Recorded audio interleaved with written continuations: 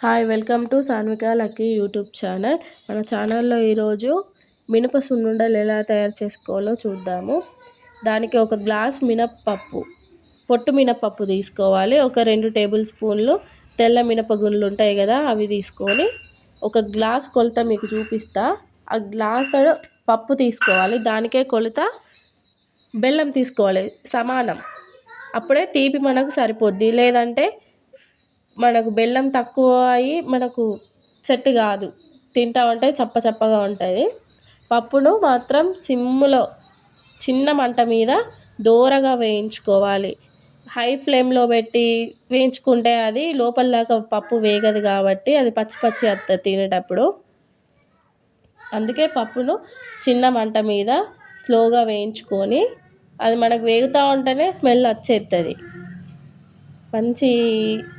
మంచి స్మెల్ వస్తుంది. అది స్మెల్ వస్తా ఉంటేనే అప్పుడు అర్థమైపోతుంది అది వేగింది అని. మంచిగా లోపల దాకా వేగేలాగా వేయించుకోవాలి. ఈ మినప సున్నుండలు తినడం వల్ల పిల్లలకు పెట్టడం వల్ల వాళ్ళ బోన్స్ స్ట్రాంగ్ అవుతాయి, గట్టిగా ఉంటారు వాళ్ళు. పెద్దవాళ్ళైనా రోజు పరిగడుపున ఒకటి తింటే బలం. దాంట్లో మనం వేరే వేయట్లేదు, నెయ్యి, బెల్లం, యాలకుల పొడి, పప్పే కాబట్టి అది ఎంతైనా బలం. మన తాతలు అమ్మమ్మలు అవి తినే వాళ్ళు ఎంత స్ట్రాంగ్గా ఉన్నారు. అందుకే రోజుకొక సున్నుండ మాత్రం కంపల్సరీ తినాలి. అలాగే ఖచ్చితంగా మీ పిల్లలకు కూడా రోజుకొక సున్నుండ పెట్టాలి.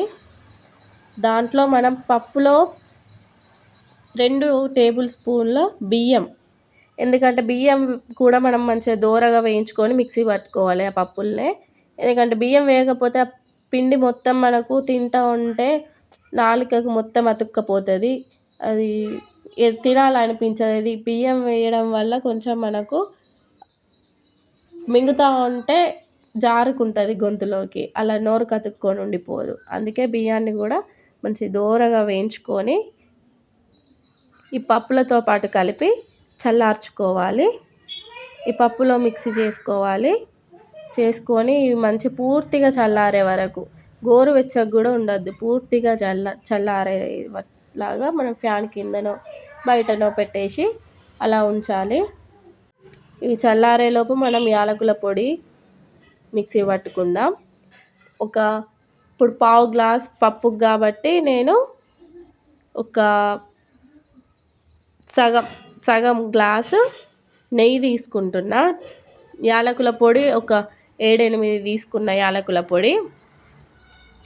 ఇప్పుడు బెల్లం నేను మా ఇంట్లో తక్కువ పిల్లలు బెల్లం తింటారు కాబట్టి నేను సగం గ్లాస్ వరకే తీసుకున్నా. మీరు మంచి తీపి తినే వాళ్ళు అనుకుంటే ఒక గ్లాసు పప్పుకు ఒక గ్లాసు బెల్లం తీసుకోండి. అందులోనే యాలకుల పొడి వేసి మంచి బెల్లం మన పిండిలోకి మెదిగేలాగా గట్టిగా నొక్కుంటూ కలపాలి.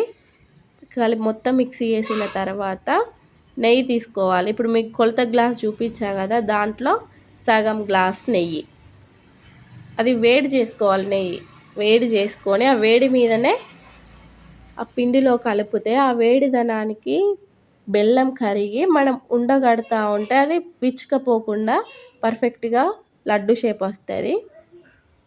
ఇప్పుడు మీకు చూపిస్తా నేను. ఇలా మనం ముద్ద చేస్తే ఇట్లా ముద్ద అవ్వాలి, ఇట్లా పొడిగా మనకు చితికిపోకుండా మంచిగా నెయ్యి కలిసేలాగా వేడి నెయ్యి వేసి గోరువెచ్చగా ఉండగానే మనము లడ్డూలు చుట్టుకోవాలి. లడ్డు చుట్టుకోవడం కూడా చాలా ఈజీ.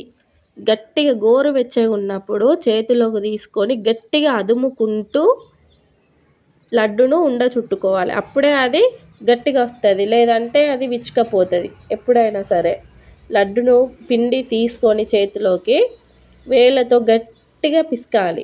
గట్టిగా మెదుపుకుంటూ లడ్డు చుట్టుకుంటే అది పర్ఫెక్ట్ షేప్ వస్తుంది.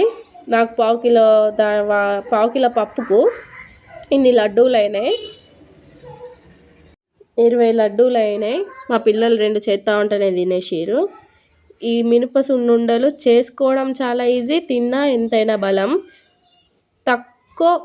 తక్కువ ఖర్చుతో ఎంతో బలమైన ఫుడ్ ఇంట్లోనే మనం తయారు చేసుకొని మన పిల్లలకు పెట్టచ్చు. మీకు ఈ రెసిపీ నచ్చినట్టయితే ఈ ఛానల్ని లైక్ చేయండి, కామెంట్ చేయండి, సబ్స్క్రైబ్ చేయండి. మా పాప చూడండి బాగుందని చెప్తుంది.